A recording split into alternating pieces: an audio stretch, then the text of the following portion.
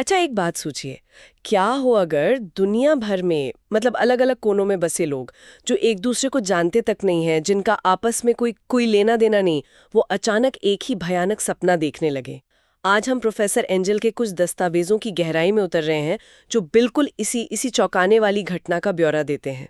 और ये सिर्फ सपनों की बात नहीं है, ये एक ऐसे पैटर्न की कहानी है जो हकीकत और वहम के बीच की लकीर को ही मिटा देता है। बिल्कुल। आज की हमारी ये जो चर्चा है ये प्रोफेसर के उन्हीं कागजात पर है जिन्हें उनके सहकर्मी द ड्रीम डॉक्यूमेंट्स कहते थे। हमारा मकसद सिर्फ यह जानना नहीं है कि लोगों ने क्या सपने देखे, बल्कि उस पैटर्न को समझना है जिसे प्रोफेसर ने बड़ी मेहनत से खोज निकाला था। हम देखेंगे कि कैसे दुनिया भर के कलाकारों के देखे गए सपने, जिन्हें शुरू में सिर्फ दिमागी वहम समझा गया, असल में एक बहुत बड़ी अनजानी हकीकत की तरफ इशारा कर रहे थे। और प्रोफेसर ने खुद लिखा था कि ये सिर्फ सपने नहीं थे। हाँ, वो कहते थे ये एक तरह के सिग्नल थे। ये तो फिर शुरू से शुरू करते हैं। प्रोफेसर एंजल के कागजात में एक खास बंडल मिला। इसमें दुनिया के अलग अलग शहरों, पेरिस, रोम, न्यूयॉर्क, यहाँ तक के मुझे लगता है कोलकाता का भी जिक्र था। वहाँ के कलाकारों के खत थे। हाँ, पेंटर, मूर्तिकार, कवि, संगीतकार, हर तरह के लोग। हम्म। और सबसे अजीब बात यह थी कि ये सब एक ही चीज के बारे में लिख रहे थे। कोई आपसी जान पहचान नहीं, कोई सोशल मीडिया नहीं, फिर भी सबके अनुभव एक जैसे थे। ये कैसे मुमकिन है? यही सवाल तो प्रोफेसर को भी परेशान कर रहा था। और जब उन सपनों के कंटेंट को देखते हैं ना, तो ये और भी ज्यादा हैरान करने वाला हो जाता है। ज्यादातर कलाकारों ने एक विशालकाय, एक अनजानी सी आकृति का जिक्र किया। उसे शब्दों में बयां करना बहुत मुश्किल बताया गया। कुछ ने कहा कि इसके हाथ पंजों जैसे थे, कुछ ने कहा कि इसका सिर किसी ऑक्टोपस जैसा था, लेकिन शरीर इंसानों जैसा। तो मतलब कोई साधारण जानवर नहीं था ये? नहीं, बिल्कुल नहीं। ये एक ऐसी मौजूदगी थी जो सिर्फ दिखाई नहीं देती थी, बल्कि जबरदस्ती महसूस होती थी। एक तरह का कह सकते हैं मानसिक दबाव डालती थी। और ये जीव अकेला नहीं था, है ना? हर सपने में एक और चीज कॉमन थी। हाँ, एक रहस्यमयी द्वीप, एक ऐसा द्वीप जो आज की दुनिया के नक्शे पे कहीं है ही नहीं। सपने देखने वालों ने बताया कि उस द्वीप की बनावट वो बहुत अजीब थी, जैसे वहां ज्यामिति के नियम ही अलग हों। मतलब सीधी दिखने वाली दीवारें असल में टेढ़ी थी, और इमारतें ऐसी थी जिन्हें बनाना नामुमकिन सा लगे। और उस द्वीप के बीचों बीच एक बहुत विशाल मूर्ति या कोई आकृति खड़ी थी, और वो उसी भयानक जीव की थी जिसे वो अपने सपनों में देखते थे। तो ऐसा लगता है जैसे हर कलाकार एक अनजानी नामुमकिन जगह की सैर कर रहा था, वो भी अपनी नींद में। बिल्कुल। लेकिन सबसे हैरान करने वाली बात तो इन सपनों का एक जैसा होना है। मतलब ये एक या दो लोगों की बात नहीं थी। अलग अलग संस्कृतियों, भाषाओं और देशों के लोग बिना किसी आपसी संपर्क के एक ही जैसे डरावने मंजर देख रहे थे। इसे सिर्फ संयोग कहकर कैसे टाला जा सकता है? नहीं टाला जा सकता। मनोविज्ञान में इसे मास हिस्टीरिया कह सकते हैं, पर मास हिस्टीरिया के लिए भी किसी तरह का संपर्क की जरूरत होती है। एक अफवाह, एक खबर, कुछ तो हो जो फैले। और यहाँ ऐसा कुछ नहीं था। कुछ भी नहीं। ये एक पैटर्न था, और प्रोफेसर एंजल को यकीन हो गया था कि ये कोई दिमागी बीमारी नहीं, बल्कि कुछ और ही है, कुछ बहुत बड़ा और परेशान करने वाला। और इन्हीं खतों के बीच से एक नाम उभर कर सामने आता है जो इस पूरी कहानी का रुख ही बदल देता है। हेनरी विलकॉक्स, एक मूर्तिकार। हाँ, हेनरी विलकॉक्स। वो सिर्फ खत लिखने वालों में से एक नहीं था, बल्कि वो खुद प्रोफेसर के पास आया था। हाँ, और ये इस जांच का टर्निंग पॉइंट था। विलकॉक्स सिर्फ एक खत नहीं था, वो एक जीता जागता सबूत था। वो प्रोफेसर के ऑफिस में आया, और वो खाली हाथ नहीं आया था। अपने साथ पत्थर की एक छोटी सी नक्काशी, एक मूर्ति लेकर आया था। और उसने कहा कि ये मूर्ति उसने सपने के आधार पर बनाई है। बिल्कुल। और उस मूर्ति को देखकर प्रोफेसर के होश उड़ गए। क्यों?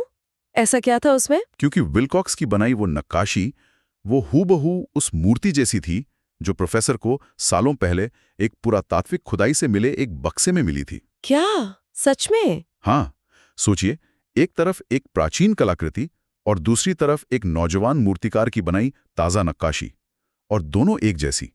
मतलब ये ऐसा इत्तेफाक था जिसे कोई भी नजरअंदाज नहीं कर सकता था। तो प्रोफेसर के हाथ में दो बिल्कुल अलग अलग जगहों से आई एक ही जैसी मूर्तियां थीं, और जिससे बनाने वाले को पता तक नहीं था कि वो क्या बना रहा है।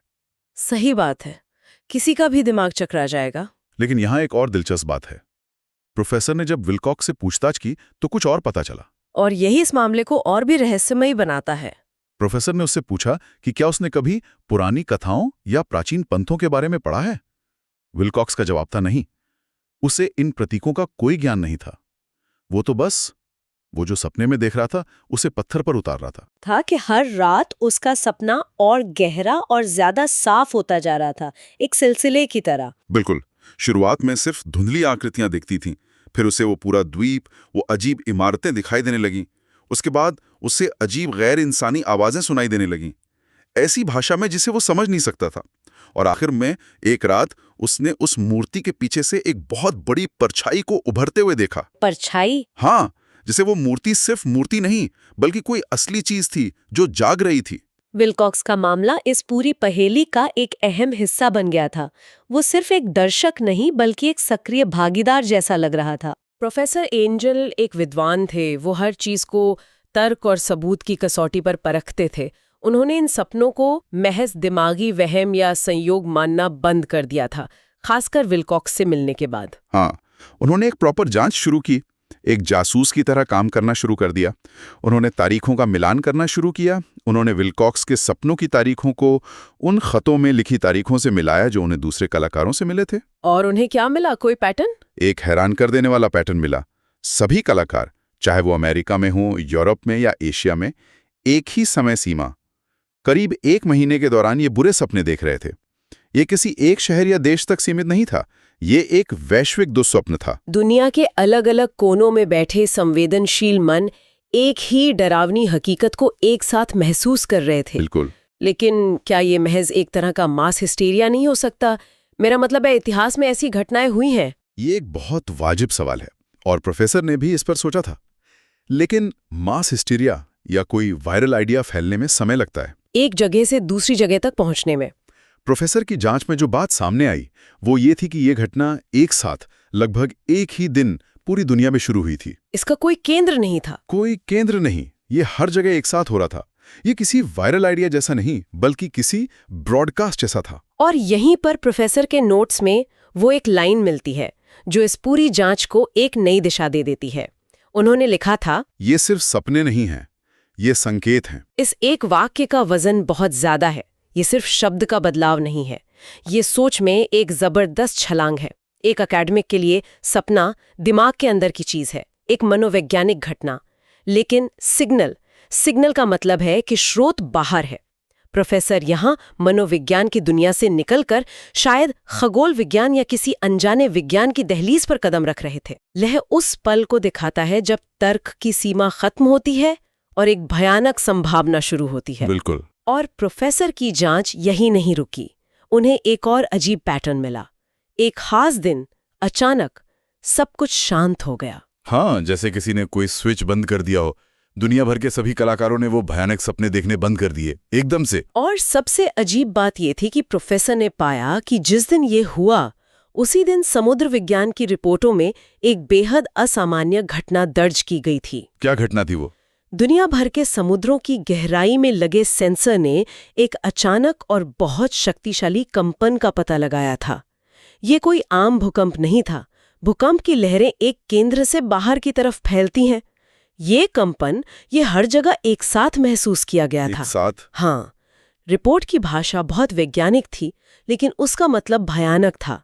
ऐसा था जैसे समुद्र के नीचे कोई बहुत बहुत बड़ी चीज अपनी जगह से हिली हो। प्रोफेसर ने अपनी डायरी में इस घटना को बहुत सरल शब्दों में लिखा था, लेकिन उन शब्दों में एक गहरा खौफ छिपा था। क्या लिखा था उन्होंने? उन्होंने लिखा, लहरों के नीचे कुछ हिला। बस इतना? लहरों के नीचे कुछ हिला? इस कनेक्शन का महत्व बहुत बड़ा है। यहाँ पहली बार एक मानसिक घटना यानी सपनों का अचानक रुक जाना, एक भौतिक असल दुनिया की घटना यानी समुद्र की गहराई में हुई हलचल से सीधे तौर पर जुड़ रही थी। तो ये अब सिर्फ दिमाग का खेल नहीं रह गया था। नहीं, इसका संबंध असल दुनिया में हो रही किसी चीज से था। प्रोफेसर को समझ आ गया था कि उन सपनों का स्रोत इसी दुनिया में है, बस वो हमारी नजरों से ओझल है, समुद्र की गहराइयों में कहीं छिपा हुआ है। ये तो कमाल का कनेक्शन है। एक तरफ दिमाग में चल रही हलचल और दूसरी तरफ समंदर की गहराइयों में। लेकिन इस पूरी तस्वीर के बीच में वो एक आदमी, विल्कॉक्स, अभी भी था। इस सब का उस पर क्या असर हो रहा था? असर हुआ। उन लगातार आ रहे भयानक सपनों का दबाव इतना बढ़ गया था कि विल्कॉक्स बुरी तरह बीमार पड़ गया। उसे तेज बुखार रहने लगा, वो भ्रम की स्थिति में था और अक्सर अजीब टूटी-फूटी भाषा में बड़बड़ाता रहता था। डॉक्टरों को कुछ समझ नहीं आया होगा। बिल्कुल नहीं। उन्हें समझ नहीं आ रहा था कि उसे हुआ क्या है। ऐसा लग रहा था जैसे उसका दिमाग उस सिग्नल का बोझ और बर्दाश्त नहीं कर पा रहा था। वो मानसिक और शारीरिक रूप से टूट रहा था। और यहीं पर प्रोफेसर को इस पहेली का आखिरी और सबसे जरूरी टुकड़ा मिला। हाँ, प्रोफेसर ने एक अंतिम और सबसे महत्वपूर्ण अवलोकन किया। उन्होंने तारीखों का फिर से मिलान किया। उन्होंने पाया कि जिस दिन विल्कॉक्स उस तेज बुखार और भ्रम की वजह से बीमार पड़ा, ठीक उसी समय, उसी दिन बाकी सभी कलाकारों को भी सपने आने बंद हो गए, एक साथ। एक मिनट, आप ये कह रहे हैं कि विल्कॉक्स के बीमार पड़ने से दुनिया भर के सपने रुक गए? ये तो ऐसा हुआ जैसे वो कोई टावर हो और उसके बंद होते ही सिग्नल कट गया। ये कुछ ज्यादा नहीं हो क्या? यह सुनने में अविश्वसनीय लगता है, लेकिन प्रोफेसर के नोट्स इसी तरफ इशारा करते हैं। क्या विल्कॉक्स इन सपनों के लिए एक तरह का ट्रांसमीटर था, या शायद एक मुख्य रिसीवर जो सिग्नल को पकड़कर अनजाने में बाकी संवेदनशील लोगों तक फैला रहा था? प्रोफेसर ने खुद क्या लिखा? प्रोफेसर के नोट्स में इस्तेमाल की गई उपमा भी यही है। उन्होंने लिखा, जैसे उनके सपनों का ट्रांसमीटर बंद हो गया हो। ये घटना विल्कॉक्स को महज एक पीड़ित से कहीं ज्यादा महत्वपूर्ण बना देती है। वो इस पूरे रहस्य के केंद्र में स्थापित हो जाता है। तो अब तक जो जानकारी सामने आई है उसे एक बार फिर से देखते हैं। एक वैश्विक दुस्वप्न जो दुनिया भर के कलाकारों को एक ही समय पर आता है। एक सपने से प्रेरित होकर बनाई गई पत्थर की मूर्ति जो एक हजारों साल पुरानी कलाकृति से मेल खाती है। एक प्रोफेसर की जांच जो इन सपनों को समुद्र की गहराई में हुई एक रहस्यमय घटना से जोड़ती है। और एक अकेला आदमी हेनरी विल्कॉक्स जो बीमार पड़ता है और पूरी दुनिया में ये रहस्यमय ब्रॉडकास्ट बंद हो जाता है। ये किसी कहानी जैसा लगता है, लेकिन ये सब प्रोफेसर के दस्तावेजों में दर्ज है। बिल्कुल। प्रोफेसर के दस्तावेज इस सवाल पर खत्म होते हैं कि ये सपने किसने भेजे और क्यों कुछ खास संवेदनशील लोग ही उन्हें सुन पा रहे थे। अगर हम इस विचार को थोड़ा और आगे बढ़ाएं तो एक और गहरा सवाल उठता है। प्रोफेसर के नोट से लगता है कि ये कलाकार एक तरह के एंटेना थे जो एक सिग्नल पकड़ रहे थे जो बाकी लोग नहीं पकड़ पा रहे थे। ये सोचने पर मजबूर करता है कि अगर इतने बड़े पैमाने पर कोई सिग्नल भेजा जा रहा था तो उसे और कौन कौन सुन रहा होगा। शायद वो लोग जो कलाकार नहीं है लेकिन किसी और तरह से संवेदनशील है। और सबसे डरावना सवाल, क्या होगा जब उस सिग्नल का स्रोत, वो जो लहरों के नीचे हिला था, पूरी तरह से जाग जाएगा।